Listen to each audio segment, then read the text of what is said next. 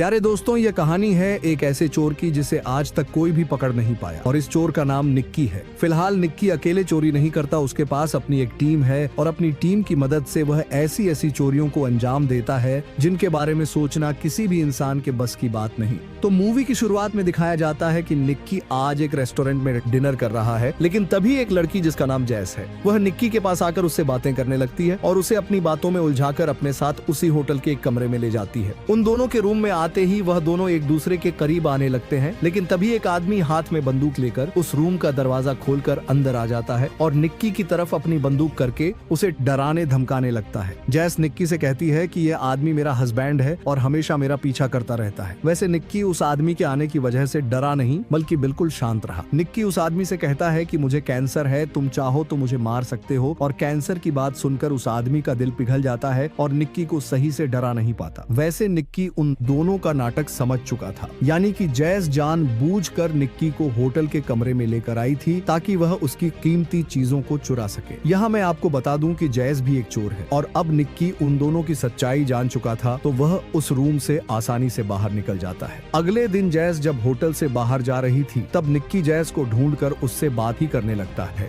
निक्की जैस से कहता है कि मैं भी एक चोर हूँ और बड़ी बड़ी चोरियों को अंजाम देता हूँ। मुझे तुम्हारे अंदर का कॉन्फिडेंस बहुत अच्छा लगा, इसलिए मैं तुम्हें चोरी करने के कुछ नई ट्रिक्स सिखाना चाहता हूँ। जैस को भी अब निक्की की बातों को सुनना बहुत अच्छा लगने लगता है। निक्की अब जैस को चीजों को एक नए तरीके से चुराने की ट्रिक बताता है। निक्की कहता है कि किसी भी आदमी से किसी भी चीज को चुराना एक फोकस की गेम होती है। निक्की अब चुपके से जैस की पहनी हुई चीजों को चुराकर उसके सामने दिखाता है और निक्की की इस कला को देखकर जैस उस पर फिदा हो जाती है। जैस अब निक्की से चोरी करने की और नई ट्रिक जानना चाहती है, इसलिए वह निक्की से उसके साथ काम करने की जिद करती है। निक्की को भी जैस अब थोड़ी थोड़ी पसंद आ रही थी, इसलिए वह जैस को अपनी टीम से मिलवाता है। निक्की जैस से कहता है कि चलो क्यों ना तुम्हारा टेस्ट लिया जाए, इसलिए निक्की उसे अब एक पब्लिक प्लेस में भेजता है ताकि वह लोगों की चीजों को चुरा सके और इस काम में निक्की अपनी टीम के आदमियों को उसके साथ भेजता है। निक्की को चोरी करना तो पहले भी आता था, इसलिए वह बड़ी आसानी से पब्लिक प्लेस में मौजूद कई लोगों की चीजों को चुरा लेती है। निक्की भी जैस को चोरी करते हुए बिल्डिंग के एक फ्लोर से देख रहा था। इसके बाद जैस और निक्की दोनों एक हॉल में पहुंचते हैं जहां पर पहले से ही उसकी टीम के आदमी भी मौजूद थे। निक्की जैस के साथ बात कर ही रहा था कि अचानक निक्की उस पर गुस्सा करने लगता है और सभी लोग उन दोनों की तरफ देखने लगते हैं। इसी बीच मौका मिलते ही निक्की की टीम के आदमी हॉल में मौजूद लोगों के कीमती सामान को चुरा लेते हैं। इन सब चोरियों के बाद निक्की जैस की मुलाकात अपने एक खास दोस्त फरहद से करवाता है। फरहद से मुलाकात करवाने के बाद निक्की जैस को अपने उस अड्डे पर ले जाता है जहां पर वह लूट के माल यानी कि चुराए हुए सामान को रखता था। इस अड्डे पर उसने कई लोगों को हायर किया है जो कि इस लूट के माल को ब्लैक मार्केट में बेचते हैं। उस लूट के माल में जैस को एक गले का हार पसंद आता है जिसे वह अब खुद पर पहनने भी लगती है, लेकिन तभी निक्की उसे उस हार को नीचे रखने के लिए कहता है। वह जैस से कहता है कि हम चोरी की चीजों को नहीं पहन सकते क्योंकि इनकी वजह से हम कभी भी पकड़े जा सकते हैं। अगर बात करें जैस की तो अब वह निक्की के प्यार में पड़ने लग जाती है। फिलहाल जैस नहीं जानती कि निक्की भी उससे प्यार करता है कि नहीं। वह दोनों अब कई दिन और रात एक साथ बिताते हैं, लेकिन जैस निक्की से अपने प्यार का इजहार नहीं कर पाती। एक दिन निक्की अपने चुराए हुए माल का हिस्सा जो कि 1 मिलियन बनता है उस हिस्से को अपने पास रख लेता है और जैस के साथ एक बेसबॉल मैच देखने के लिए स्टेडियम में पहुंच जाता है। जैस आज बहुत खुश थी क्योंकि उसे निक्की के साथ समय बिताना बहुत अच्छा लगता है। वह दोनों अब आराम से बैठकर मैच को एंजॉय करने लगते हैं। इसी बीच निक्की अपने से नीचे वाले फ्लोर में बैठी एक लड़की जो अपनी सीट से उठकर वॉशरूम जाने लगती है उसे देखता है और जैस से शर्त लगाता है कि तुम आइडिया लगाओ कि जो लड़की अभी अपनी सीट से उठी है उसे यहाँ से जाते हुए कितने लोग देखेंगे। जैस निक्की से कहती है कि 7 लोग मुड़कर उस लड़की को देखेंगे, लेकिन निक्की कहता है कि सिर्फ 3 लोग ही उस लड़की को मुड़कर देखेंगे। इसी बीच एक और आदमी जिसका नाम लियोन है वह भी उनकी इस शर्त में हिस्सा ले लेता है और कहता है कि 5 लोग इस लड़की को मुड़कर देखेंगे, लेकिन उस लड़की को वहाँ से जाते हुए 7 लोग ही देखते हैं और जैस इस शर्त को जीत जाती है। लियोन जो कि उनकी बगल में ही बैठा था वह उन्हें फिर से एक नई शर्त लगाने के लिए कहता है। निक्की और जैस फिलहाल नई शर्त के लिए मना कर देते हैं, लेकिन निक्की इस शर्त वाली गेम को खेलने के लिए तैयार हो जाता है। उन दोनों में अब यह शर्त लगती है कि पहले पेनल्टी किस टीम को लगेगी। लियोन कहता है कि डिफेंस टीम को पहले पेनल्टी मिलेगी, लेकिन निक्की कहता है कि अटैकिंग टीम को पहले पेनल्टी मिलेगी। वैसे ये वाली शर्त थी $1000 के लिए। इसी बीच डिफेंस टीम को पेनल्टी मिल जाती है, यानी कि लियोन $1000 जीत जाता है। उन दोनों में अब न जाने कौन सा जुनून सवार हो जाता है और अब वह दोनों $10,000 के लिए शर्त लगा देते हैं। वैसे आज लियोन का दिन काफी अच्छा था, इसलिए वह अब $10,000 वाली शर्त भी जीत जाता है। फिलहाल निक्की, जो अब $10,000 हार चुका था, उसे जैस यहाँ से अब जाने के लिए कहती है। इधर अब निक्की $1,00,000 की शर्त लगाता है कि व्हाइट ड्रेस में खेल रही टीम का प्लेयर जिसके पास अभी बॉल है, वह दूसरे प्लेयर के पास बॉल को पास नहीं करेगा, जबकि वह प्लेयर अपनी टीम के दूसरे प्लेयर के पास बॉल को पास कर देता है। यानी कि निक्की अब $1,00,000 वाली शर्त भी हार जाता है। इतने सारे डॉलर्स खोने के बाद जैस बहुत डर जाती है और निक्की को लेकर यहाँ से जाने लगती है। सभी लगी शर्तों को जीतने के बाद लियोन आज बहुत खुश था, लेकिन निक्की भी अपने सारे पैसे वापस लेने का मन बना लेता है और वह जितने भी पैसे अपने साथ लेकर आया था, यानी कि $1 मिलियन,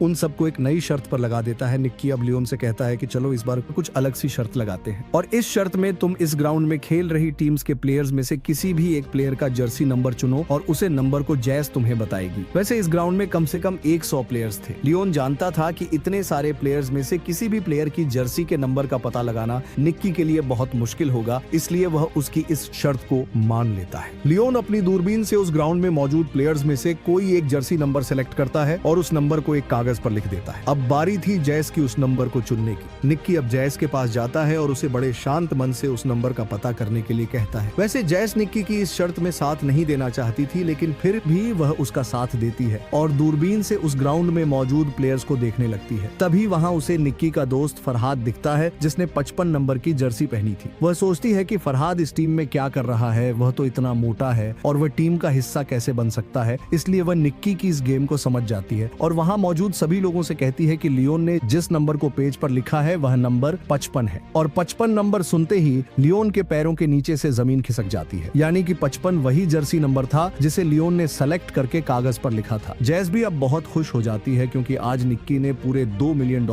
जीत लिए थे, यानी कि जितना पैसा वह यहाँ लेकर आए थे उस पैसे का डबल करके यहाँ से वापस जा रहे हैं। जैस और निक्की दोनों बहुत खुश होकर अपनी गाड़ी में बैठकर रूम की तरफ जाने लगते हैं। जैस को अभी तक यकीन नहीं हो रहा था कि उन्होंने एक ही दिन में इतना सारा पैसा कमा लिया। वह निक्की से पूछती है कि आखिर तुम्हें कैसे पता था कि लियोन 55 नंबर ही बोलेगा। तब निक्की उसे बताता है कि मैं सब कुछ जानता था कि लियोन 55 नंबर ही बोलेगा, क्योंकि काफी दिनों से मैं लियोन का पीछा कर रहा हूँ। मुझे पता है कि वह एक बहुत बड़ा सट्टेबाज है। मैंने पिछले कुछ दिनों से उसके दिमाग में 55 नंबर कुछ इस तरह से भर दिया था कि उसे हर तरफ 55 ही 55 दिख रहा था। यहाँ तक कि वह जो भी गाने सुन रहा था उसमें काफी बार 55 आता रहा। मैंने लियोन को फरहाद की फोटो भी दिखाई ताकि उसके दिमाग में फरहाद और 55 नंबर ही रहे। जैसे ही ग्राउंड की तरफ देखा तब उसने फरहाद को 55 नंबर की ड्रेस पहने हुए देखता है। उसे अपने अंदर से 55 की आवाज आई और तभी तो उसने 55 नंबर चुना। मैंने तुम्हें इन सब के बारे में नहीं बताया क्योंकि मैं चाहता था कि तुम्हारी एक्टिंग रियल लगे और लियोन को हम पर शक ना हो। वैसे आज तुमने बहुत अच्छा काम किया है। इसी बीच निक्की अपनी गाड़ी को रोककर जैस को $80,000 देता है और गाड़ी से बाहर निकल जाता है। निक्की जैस को बाय कहकर वहाँ से चुपचाप जाने लगता है। जैस यह सब देखकर हैरान है और रोने लगती है। वह निक्की को रोकने की बहुत कोशिश करती है, लेकिन निक्की वहाँ से चला जाता है।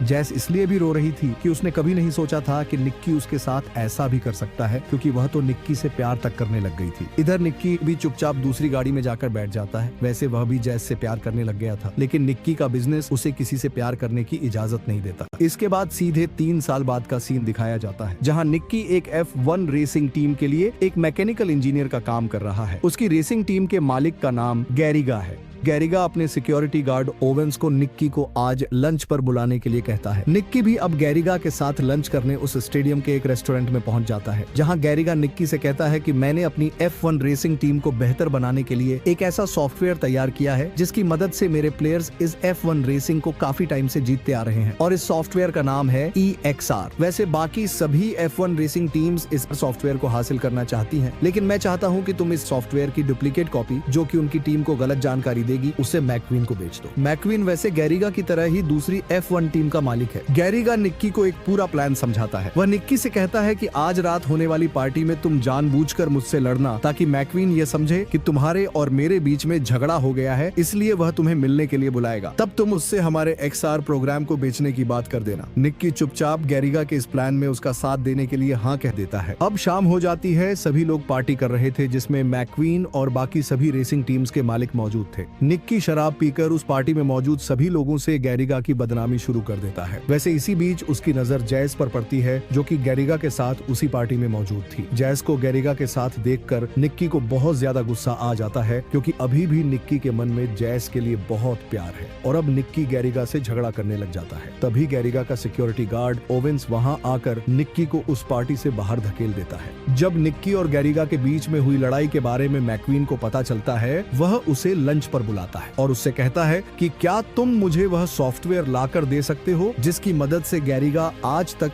रेसिंग गेम में कभी नहीं हारा।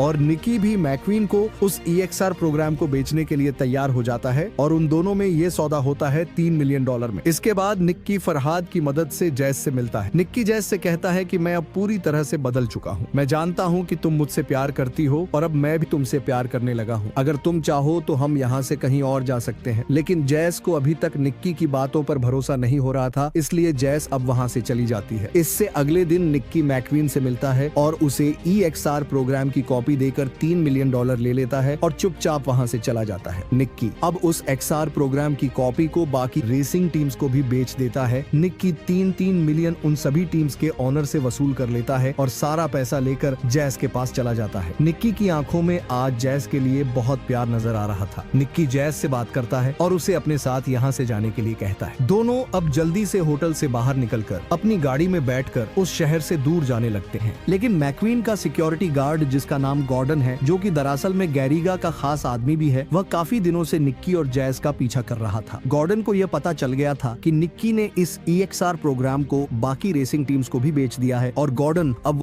यह भी जानता है कि निक्की इन सब पैसों को लेकर यहाँ से जा रहा है। इसलिए गॉर्डन अपनी कार से उनका पीछा करता है और उन्हें पकड़कर गैरिगा के पास ले जाता है। गैरिगा को निक्की पर बहुत ज्यादा गुस्सा आया था। वह उससे कहता है कि मुझे पता चल गया था कि मेरे XR प्रोग्राम को तुमने सभी रेसिंग टीम्स को बेच दिया है। गैरिगा निक्की से कहता है कि आखिर तुमने इतनी आसानी से मेरे एक्स प्रोग्राम को कैसे चुरा लिया। निक्की उससे कहता है कि मैंने ये सब काम जैस की मदद से किया है, लेकिन जैस को इसके बारे में कुछ भी पता नहीं है। तभी जैस निक्की से कहती है कि मैं तो यहाँ सिर्फ गैरिगा की एक कीमती घड़ी को चुराने के लिए उसके साथ फ्लर्ट कर रही थी, जबकि मेरा गैरिगा के साथ कोई भी रिलेशन नहीं है। इसी बीच निक्की और जैस की बकबक को सुनने के बाद गैरिगा का सिक्योरिटी गार्ड ओवेंस निक्की को गोली मार देता है और यह देखकर गैरिगा डर जाता है, क्योंकि वह निक्की को मारने के केस में नहीं फंसना चाहता था। इसलिए गैरिगा अब वहाँ से चला जाता है। गैरिगा के वहाँ से जाते ही ओवेंस निक्की के पास आकर एक इंजेक्शन को उसके सीने में घुसा देता है ताकि वह जिंदा रह सके। यहाँ मैं आपको बता दूं, ओवेंस निक्की का डैड है। वैसे ओवेंस भी एक चोर है। वह काफी टाइम से एक बड़ी चोरी करने का प्लान बना रहा था और उसकी मदद से ही निक्की इस XR प्रोग्राम को हासिल कर पाया। ओवेंस जल्दी से निक्की की ट्रीटमेंट करता है